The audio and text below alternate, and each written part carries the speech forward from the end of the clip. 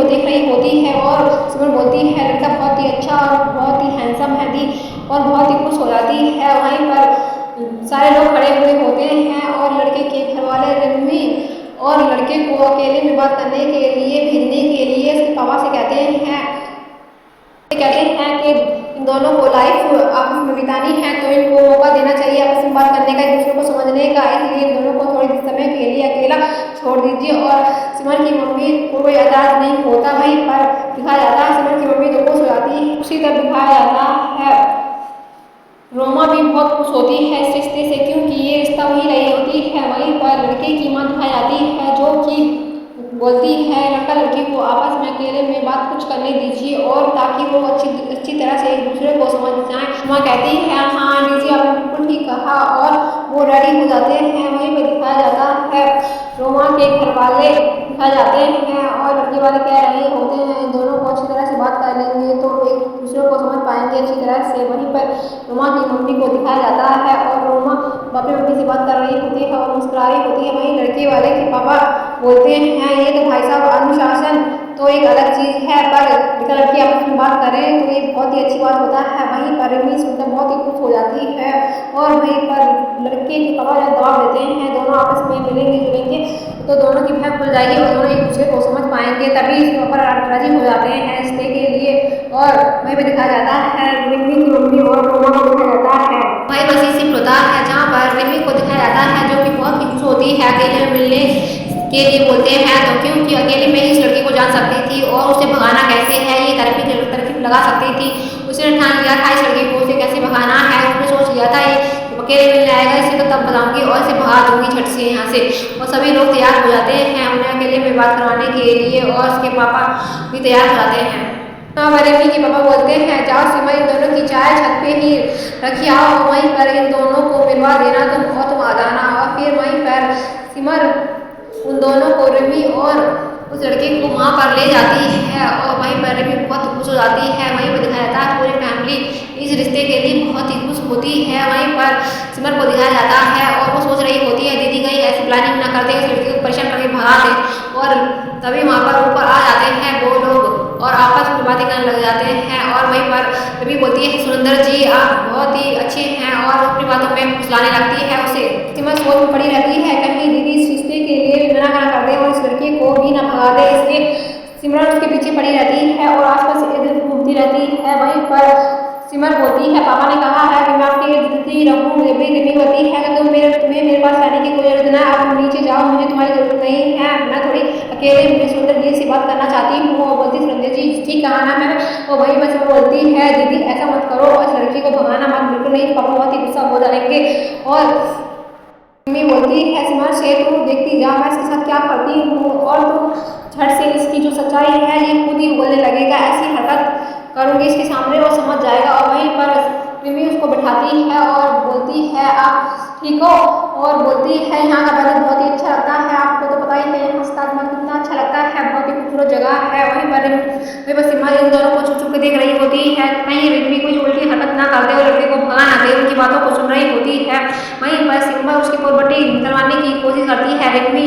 लड़के की सुंदर से बात करती है और बातों बातों में उसकी पोरबटी खुलवाने की कोशिश करती है और बातों बातों में ये कर बोलती है कि आपको बहुत ही हैंडसम हो आपके तो एक दो गर्लफ्रेंड तो जरूर होंगी। तभी सुरेंद्र बोलता है नहीं जी मैं तो बिल्कुल गर्लफ्रेंड से दूर रहता हूँ, गर्लफ्रेंड मैंने कभी नहीं बनाया, मैं सीधा शादी करना चाहता हूँ। वो रिमी से ऐसे बोलता है तभी देख लेती है रिमी सिमरन को, वो आसपास ही होती है, तभी सिमरन स्माइल करने लगती है और उसके आसपास होती है, फिर आ जाती है रिमी के पास और रिमी बोलती है यार तुम नीचे जाओ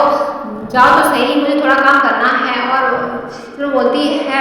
यार दीदी इसको भगा मत देना लड़की को, नहीं तो आप बहुत ही गुस्सा हो जाएंगे, उन्होंने मुझे कहा है कि मैं आपके आसपास ही रहूं। और सुरेंद्र जी बोलते हैं और बताइए रिमी जी आप अपने बारे में बताइए।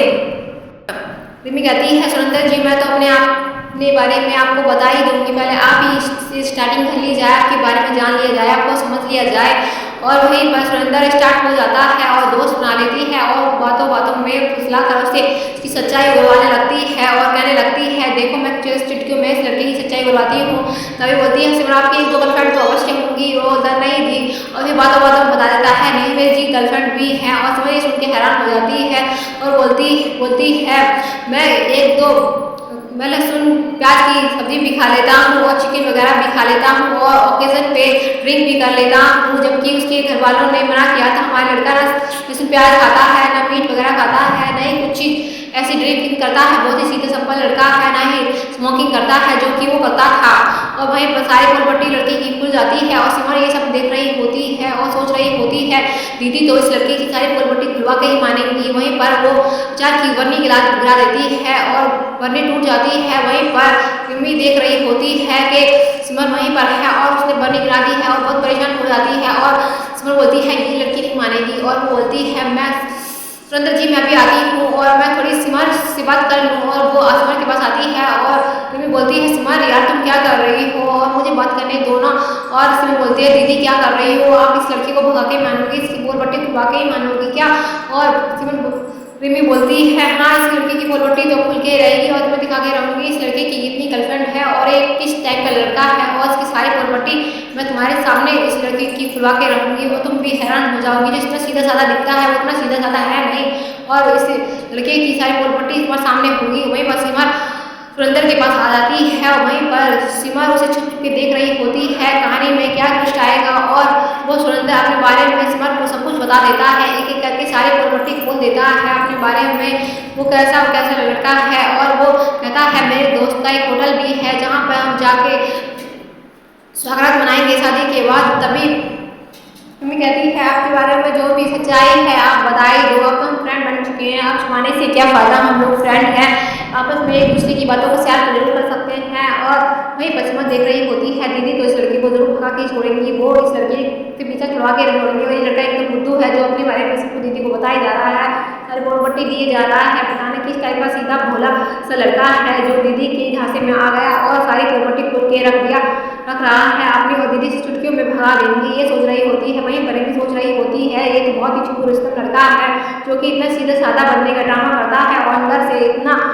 चालाक और चतुर और ड्रिंक करता है, सब कुछ ऐब है इस लड़के के अंदर। वहीं बस सिमरन हैरान हो जाती है उस लड़के की बातें सुनकर। सुरेंद्र को दिखाया जाता है जो कि अपनी सारी बातों को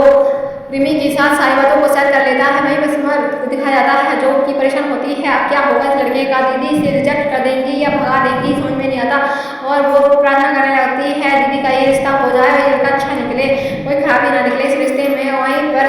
सुरेंद्र बोलता है यार तुमने मेरे बारे में सब कुछ जान लिया पर अपने बारे में कुछ भी बात नहीं बताई है, कुछ तो अपने बारे में बताओ, आखिर तुम क्या करती हो, मतलब तुम्हें क्या पसंद है क्या पसंद नहीं है, सारे अपनी जो भी हॉबियाँ हैं जो भी तुम्हें पसंद है नापसंद है अपनी पसंद के बारे में कुछ मुझे बताओ, मुझे भी तो पता चले तुम्हें क्या पसंद है क्या पसंद नहीं है। वहीं पर सोच रही होती है ये लड़का तो गया, दीदी इसे क्लीन बोर्ड करके ही मानेंगी, इस लड़के को भगा के ही मानेंगी, लगता नहीं है कि दीदी इस लड़के से शादी करेंगी। और ये लड़का तो हाथ से गया और दीदी इस लड़के को भगा ही देंगी। अब लग ही रहा है और नीचे जाके पापा की डांट हम लोगों को सुननी पड़ेगी और दीदी इस रिश्ते के लिए यहाँ तक है, मुझे लगता नहीं है दीदी इस रिश्ते के लिए तैयार भी होंगी क्योंकि इस लड़के ने जो कुछ बोला है वो उन्हें पता नहीं होगा और सीधे जाके पापा को बोल देंगी और रिश्ते से इनकार कर देंगी। में भी दिखाया जाता है सिमरन के पापा जी को जो कि लड़के वाले उनसे दहेज की मांग कर रहे होते हैं और सिमरन के पापा बोलते हैं मैं दहेज के मैटर में बिल्कुल खिलाफ हूँ, मैं दहेज किसी को नहीं देता हूँ, नहीं दूंगा, नहीं किसी से लूँगा और मैं बहुत ही खिलाफ हूँ दहेज के। वहीं पर लड़के वाले बोलते हैं भाई साहब हम भी दहेज के बहुत ही खिलाफ है पर समाज में कोई चीज़ होता है इसलिए समाज के हिसाब से भी हम लोग को चलना पड़ता है, इसलिए जो भी आप देंगे अपनी लड़की को देंगे, जो भी देना चाहे आप मुझे दे सकते हैं, अपनी लड़की को दे सकते हैं दहेज में, तो भी आप ऐसा जो भी देंगे हम ना उससे एक कमरा बनवा देंगे रिमी के लिए और छत पे एक कमरा हो जाएगा तो वो दोनों आराम से रह लेंगे। उसके पापा बोलते हैं लड़के के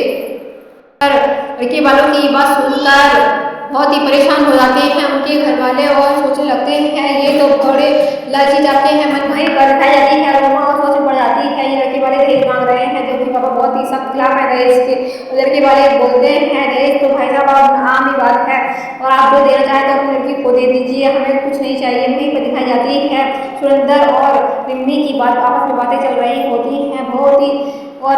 सुरेंद्र से रिम्मी से पूछ रहा होता है आपको क्या पसंद है, आपकी हॉबी क्या है और आप कॉलेज में किस तरह से पढ़ाई करती हैं, और बहुत सारी चीज़ें पूछ रहा होता है उसके पढ़ाई के मैटर में, और वहीं पर दिखाया जाता है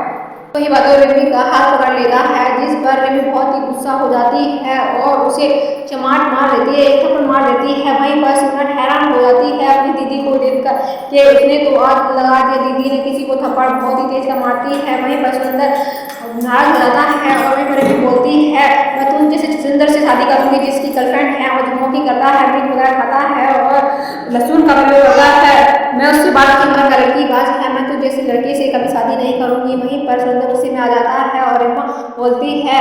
मैं इस रिश्ते के लिए बिल्कुल तैयार नहीं हूँ, ना ही मैं तुमसे शादी करने वाली हूँ, सीधे नीचे जाकर मना कर दो इस रिश्ते के लिए कि बोल दो कि मुझे लड़की पसंद नहीं है। सुंदर कहता है मुझे तो तुम बहुत पसंद हो, इसलिए मैं रिश्ते के लिए मना नहीं करूँगा। वहीं पर रिम्मी गुस्सा हो जाती है, सुंदर कहता है नीचे जाकर तुम्हारी फूल पट्टी तुम्हारे घर वालों को बता दूंगा। और वहीं पर रिम्मी होती है बहुत ही गुस्से में हो जाती है और बोलती है तुम क्या बताओगे मेरी सच्चाई, मैं खुद जाकर तुम्हारी सच्चाई